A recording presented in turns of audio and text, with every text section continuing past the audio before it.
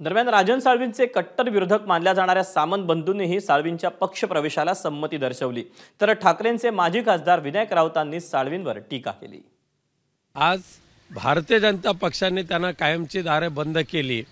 देवेंद्र फडणवीस साहेबांनी त्यांना साधी भेट सुद्धा दिली नाही आणि ज्या सामंत कुटुंबियांच्या विरोधात तथाकथित आरोळी ठोकण्याचं काम करत होते त्याच सामंत कुटुंबियांचं ते पालकत्व राजन साळवींना स्वीकारावं लागणार रत्नागिरीमध्ये, हे त्यांच्यावर नियतीने उगवलेला तो सूड आहे। 100% शिवसेना आणि ग्रामपंचायत असेल ते नगरपालिका असतील, नगरपंचायती असतील, जिल्हा परिषद असेल, पंचायत समिती असेल, या ठिकाणी स्थानिक स्वराज्यामध्ये 100% शिवसेनेच्या उमेदवार निवडून येण्याकरता आम्ही आमची संघटना वाढवत आहे।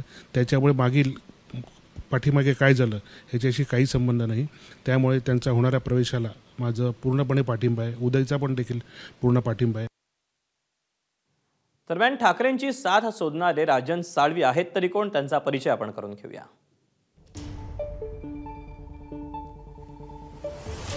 रत्नागिरी नगर परिषदेत शिवसेनेच्या इतिहासात पहिला नगराध्यक्ष होण्याचा मान राजन साळवी यांना मिळाला।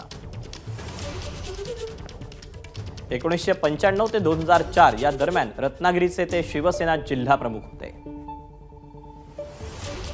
2009 ते 2019 सलग 3 वेळा राजापूर मतदारसंघातून आमदार म्हणून निवडून गेले। 2011 मध्ये जैतापूर अणुऊर्जा प्रकल्प आंदोलनात 19 दिवस त्यांनी जेलमध्ये घालवले। लोकसभा निवडणुकीआधी साळवी आणि कुटुंबियांची एसीबी कडून चौकशीही झालेली होती आणि हेच राजन साळवी आता शिंदेंच्या शिवसेनेमध्ये चाललेत। एबीपी माझा, उघडा डोळे बघा नीट।